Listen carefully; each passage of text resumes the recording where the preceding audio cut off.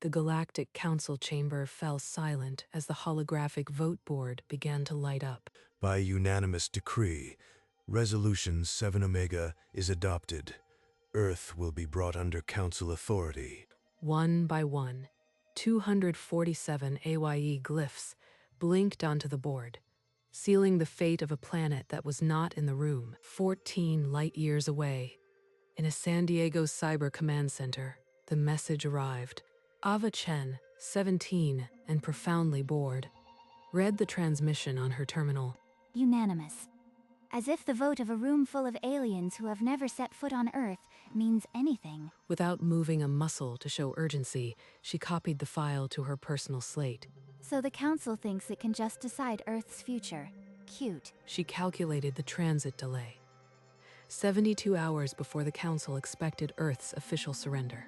More than enough time. Let's give them something to talk about. That night, in her San Diego bedroom, Ava Chen sat cross-legged on her bed and opened her terminal. She logged into the Cyber Command external portal with the same credentials she used for filing reports. Council diplomatic security is a joke.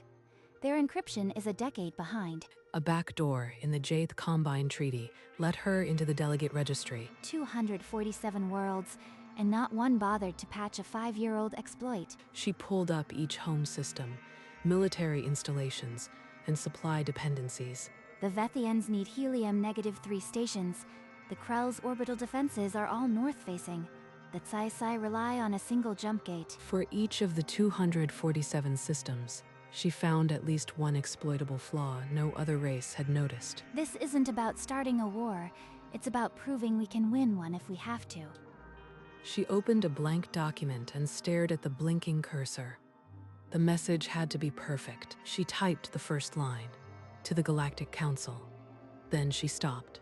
A list of military targets wasn't enough. I need to hit them where they've invested years of planning, their own operatives. She dove back into the delegate registry, searching for any hint of Council assets on Earth. There, buried in a subfolder marked Cultural Exchange, Code Names, Handler Protocols. She opened the file and found 47 entries, each with a human alias and a council handler. A vice minister in New York, a lab technician at the Vaccine Research Center, a teacher. She cross-referenced the names with public records. The aliases matched real people with access. This isn't a maybe list. These are confirmed operatives. The Council's been inside our institutions for years. She inserted the list into the statement, after the military vulnerabilities in alphabetical order. The final text was cold, precise, and left no room for negotiation. She saved it. Ava propped her phone against a stack of old textbooks and adjusted the hood of her sweatshirt so it framed her face. Hood up. It'll annoy them more. She tapped record. Her expression settled into the same blank disinterest she wore in third-period history. To the Galactic Council. This is Earth's official response to Resolution 7 Omega. Delegate Vethian, your helium-3 stations can be neutralized in 8 minutes. Delegate Krell, your orbital defenses face north only. Delegate Tsai, your single jump gate is a bottleneck. The Council maintains 47 active operatives on Earth. Agent 1, Marcus Webb, Vice Minister of Trade. Agent 2, Dr. Elena Rossi, Geneva Research Lead. Resolution 7 Omega will be rescinded within 72 hours. If not, this council will be dissolved by 2393. You have my word. Good evening. She stopped the recording, opened the council's diplomatic relay address, and attached the file. She pressed send. Somewhere in the Galactic Relay Network, the message began its 14-hour journey to the Council. 14 hours later, inside the Galactic Council chamber, a priority alert pulsed across Speaker Vrenthal's console. The diplomatic packet from Earth contained a single video file. Vrenthal, expecting a surrender plea, ordered it projected to the entire assembly. The main holographic screen flickered to life. A teenage human girl in a hoodie stared back at them, her expression infuriatingly blank. The girl's voice echoed through the chamber, flat and unhurried, as she began reading from a tablet. Delegate Gorin, your fleet relies on a single refueling depot. One targeted strike, and your entire defense grid falls silent. Delegate Gorin, A gray-scaled insectoid sitting in the third ring stiffened as if struck. Several delegates turned to stare at him. Without pausing, the girl moved to the next system, naming a weakness that only the delegate and his military advisors should have known. Delegate fell. Your gravity generators have a resonant frequency. Broadcast it, and your cities collapse. A wave of panic spread. Some shouted for the feed to be cut. Renthal stood frozen. The list continued, system after system, until every delegate heard their doom spoken by a girl in a hoodie. The girl on the screen did not pause. She moved from military vulnerabilities to a list of human names, names that meant everything to the delegates in that room. She read 47 aliases, each linked to a council handler and a deep cover operation on Earth. The agency's entire intelligence apparatus laid bare. This is a fabrication. Cut the transmission. But the feed didn't cut, and the voice kept on, listing every operative, their rank, and their location. Not a single name seemed to be missing. She ended with the ultimatum: 72 hours to rescind Resolution 7 Omega, or the Council itself would cease to exist. And then, the words that would echo through galactic history: "Good evening." The screen went black. For a full 10 seconds, no one in the chamber made a sound. 247 delegates, and not one of them can look away from a blank screen. Speaker Vrunthal gripped the podium, his 4 eyes fixed on the empty display. The vote to subjugate Earth felt like a death sentence now. The clock had started. 72 hours until Earth forced the Council's hand or ended it. Everything in that transmission must be verified. Contact our field agents now. Within minutes, the first reports flashed across private consoles. The girl had named a classified depot location that matched emergency war plans. Then, the spy names. One by one, aides tried to raise the embedded operatives. Every single channel was silent. They are either dead, captured, or Earth's counterintel is faster than ours. None of those options is acceptable. A delegate from the inner ring, a species known for orbital forges, stood and pointed a quivering limb at the podium.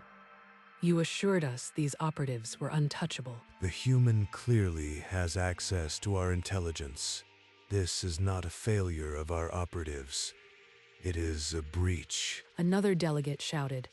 And whose security protocols allowed this breach? The chamber erupted into competing accusations. Enough. We have 72 hours.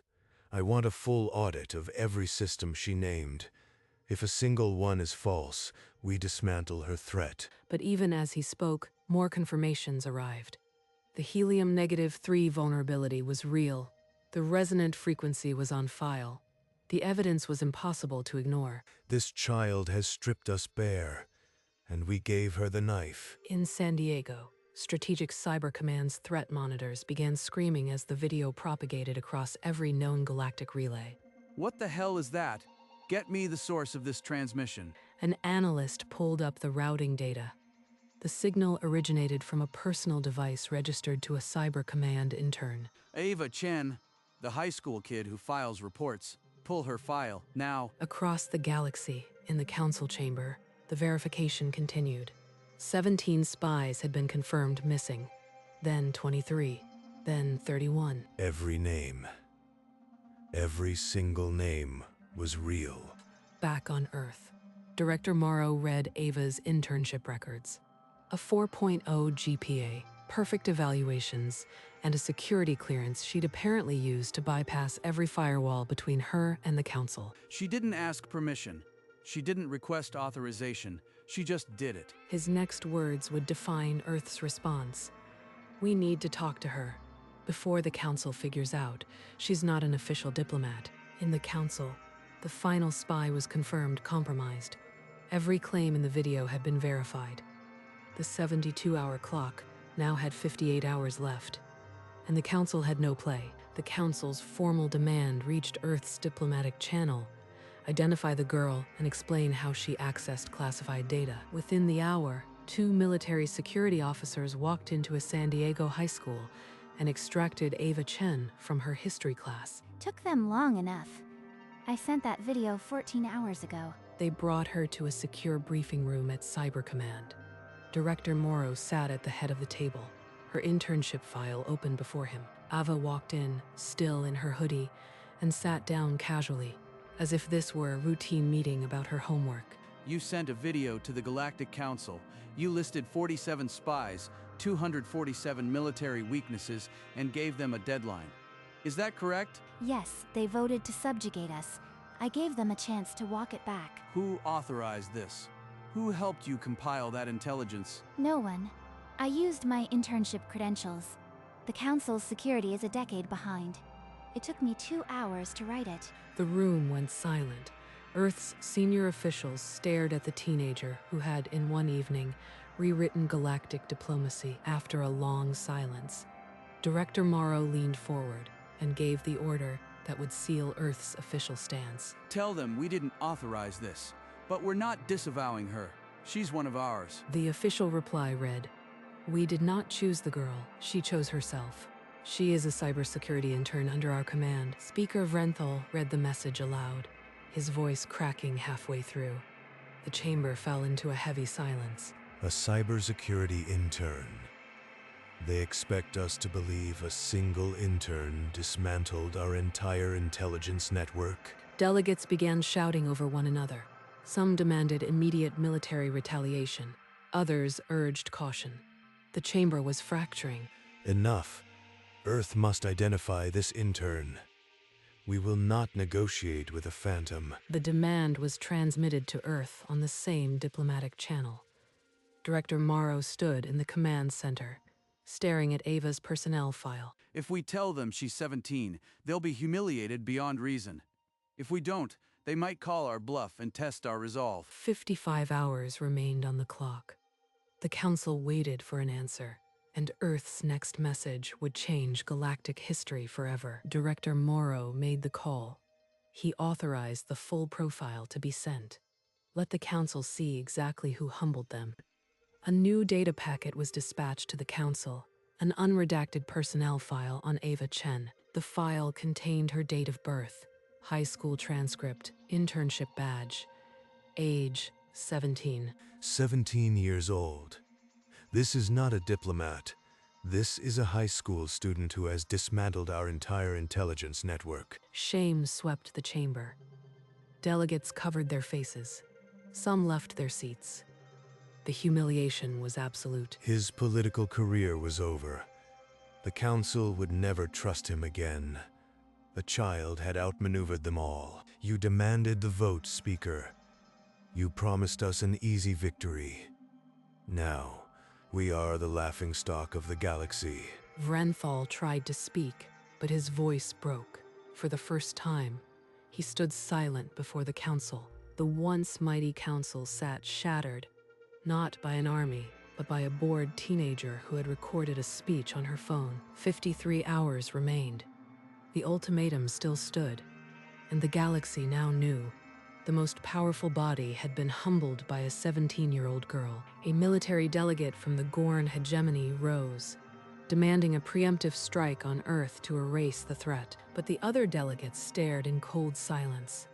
The girl had listed their weaknesses. Every fleet move would be suicide. The helium-3 stations were vulnerable. The Krell's defenses exposed. No one wanted to test Earth's resolve first. The chamber turned on Vrenthal. His critics demanded he revoke the resolution and open negotiations immediately. There will be no preemptive strike. Our military vulnerabilities are known. Any attack would invite retaliation on systems we cannot protect. I will call a new vote. The motion to rescind Resolution 7 Omega will be tabled. This council must decide its own fate. The countdown now stood at 51 hours. The motion was drafted. The delegates prepared to cast the most humiliating vote in galactic history. The council had never rescinded a unanimous resolution, but they had never been outmaneuvered by a high school student, one by one. The delegates realized they had no choice. Their survival depended on giving the girl exactly what she demanded. As the voting panel was activated, the silence was heavier than the moment they had voted to subjugate Earth. This time, they were voting to save themselves. The voting glyphs changed from AI to rescind, one by one, not with enthusiasm, but with the grim certainty of survival. The motion carries. 243 to 4. Resolution 7 Omega is rescinded. The holographic board flickered. Then the words Earth, subjugate were struck through and replaced by a single glowing glyph. Rescinded. Earth's diplomatic relay received the notice within seconds. The official reply was terse. We accept. Trade negotiations commence at 0800 UTC. The 72-hour ultimatum still had 14 hours left. The council hadn't just surrendered, it had collapsed. The council has never rescinded a unanimous vote. This is the end of our authority. Across the galaxy, the news spread on every frequency. Earth, a backwater planet, had broken the council without firing a single shot on Earth. Director Morrow received the confirmation. He stared at the display, then let out a breath he'd been holding for 2 days. The immediate threat was over. Earth was safe, but the galaxy would never look at humanity the same way again. And somewhere in San Diego, a 17-year-old girl scrolled through the news on her phone, her expression utterly unchanged. The next morning, Ava walked back into her high school, but the hallways no longer felt like hers. They're looking at me like I have 2 heads. Maybe I should have worn a different hoodie. Reporters had set up tents on the lawn, but she walked past them as if they were invisible. Yes, it was me. No, I am not doing interviews. Try history class. It's far more terrifying. By afternoon, she was back at Cyber Command, but her desk had been upgraded.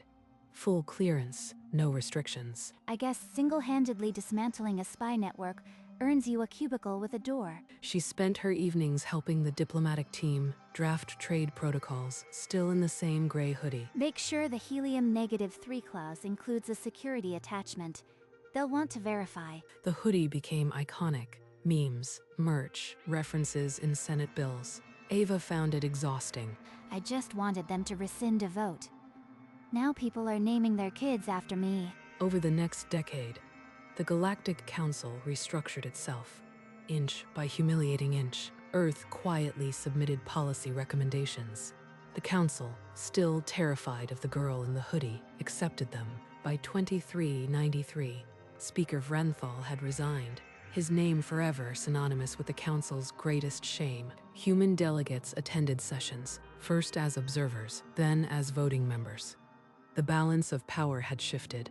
Ava, now in her 20s, worked behind the scenes, drafting protocols, identifying security gaps, never seeking credit. The hoodie is still in my closet.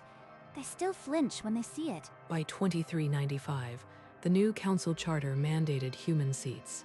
Earth was no longer a subject, it was a leader. Ava became the youngest director in Cyber Command history. Her desk overlooked the Pacific, but she never stopped wearing the hoodie on late nights. You'd think they'd have learned to update their firewalls by now. Some things never change. The galaxy was at peace, but every delegate remembered. The hoodie was still in her closet, and Ava Chen was just getting started. Decades later, Secretary General Ava Chen entered the Galactic Council chamber. Her hair was gray now, but her posture had never bent. The delegates rose as she approached the podium, a gesture of respect no human had ever received here. Beside the podium, a transparent case held the original gray hoodie, the same one she had worn at 17. She looked at the assembled species, and when she spoke, it was not with the bored tone of that old video, but with the quiet authority of someone who had changed the galaxy. 40 years ago, I stood in my bedroom and sent a video to this chamber. I gave you 72 hours to reverse a mistake. You did. And in doing so, you gave this galaxy something it had never known, a reason to trust humanity. Behind her, a holographic screen showed the frozen image of a 17-year-old girl in a hoodie, her expression unchanged by time. That girl didn't want power. She wanted you to understand that Earth would not be a victim. The council listened, many of them from species whose weaknesses that girl had once exposed. We are here now not as adversaries, but as partners. The galaxy has learned that humanity is not to be underestimated. After the applause faded, Secretary General Chen stepped away from the podium and walked to the transparent case. She touched the glass lightly, her fingers tracing the outline of the hoodie she had worn at 17. A holographic playback activated beside the case, a silent clip of a teenage girl in a messy bedroom. Hitting send. That girl had no idea what she was starting. She just wanted to make them listen. She didn't speak for a long moment. The council waited, respecting the silence. This hoodie did more than any weapon could. It told the galaxy that humanity would not bow. She turned back to the case, and for a second, the years fell away. She was that girl again. I hope they never need another reminder. Then the camera pulled back, through the station window, to show a united council under a field of stars, Earth a bright blue arc behind them. In the silence, the galaxy turned a page, and a bored teenager's homework was finally done. The old Galactic Council convened one final time to vote for its own dissolution. The motion passed without opposition. The symbol of subjugation was erased forever. In its place, the United Systems Coalition was formed, a body where no single species could impose its will upon another. Secretary General Ava Chen signed the new charter on behalf of Earth, her hand steady on the illuminated tablet. Behind her, the gray hoodie hung in its transparent case, a silent witness to a galaxy that had learned to listen. The Coalition's first act was to guarantee permanent human representation on the Security Council, a seat earned by a 17-year-old's courage. Ava did not smile for the cameras. She simply gave a single nod, and the galaxy moved forward. Outside the station viewport, the stars shone cold and endless, but a new light burned at the heart of the Coalition. It was a light born from defiance, from a bored girl who had written a speech in her bedroom and refused to let her planet be a victim. The Galactic Council was gone. Humanity had voted to end it, and in its place they had built something stronger together. Years later, Secretary General Chen stood alone at the viewport of the Coalition station, Earth a blue jewel behind her. Not bad for a bored intern who just wanted to make a point. Behind her, the Coalition Assembly was in session, human and alien voices debating trade routes, not ultimatums.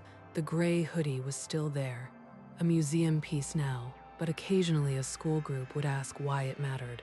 Because one person with enough truth and enough nerve can topple an empire of lies. She placed her palm flat against the glass one last time, a personal gesture of farewell to the girl she had been. Then she turned and walked toward the chamber where the future was being written, not by fear, but by cooperation.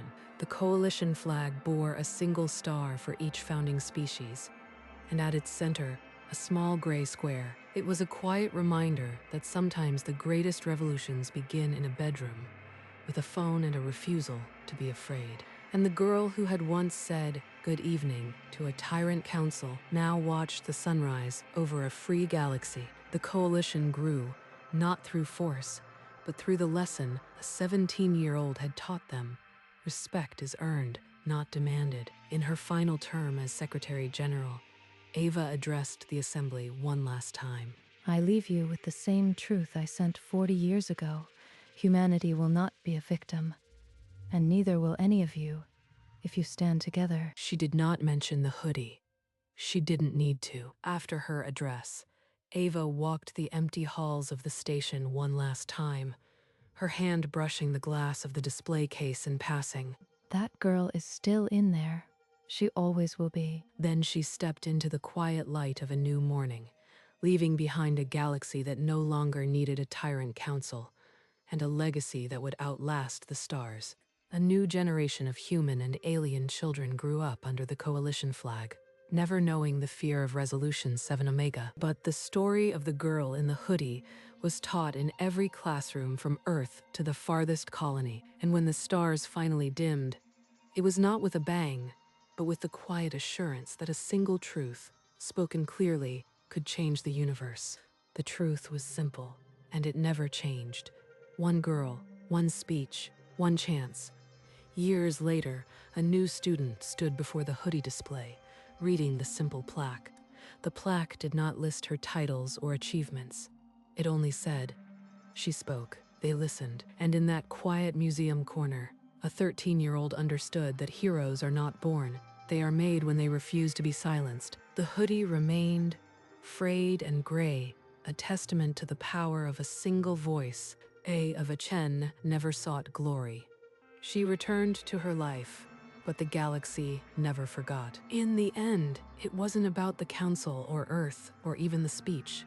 It was about a girl who saw injustice and acted, and that action rippled through history, proving that the measure of a person is not their age or their station, but their courage. When the final stars fade, some stories will still burn bright. This is one of them. Good evening. The hoodie never returned to Ava's closet. It remained where the galaxy could see it and remember. Years passed. The coalition held. Wars became negotiations. Fear became wary hope. And on the anniversary of the speech, a single candle was always lit in front of the display, placed by an unknown hand. It was a quiet tradition, never officially sanctioned, never discouraged. The galaxy remembered its debt. Ava Chen lived quietly after her term, giving no interviews, writing no memoirs. But on clear nights, she could be seen sitting by a window, looking up at the stars she had helped free. She never asked for gratitude. She never needed it. The peace was enough. Centuries later, when the coalition counted its founders, one name was spoken with a single, unwavering truth. She had been 17, and bored, and unwilling to accept tyranny. And that was enough to change everything. Good evening.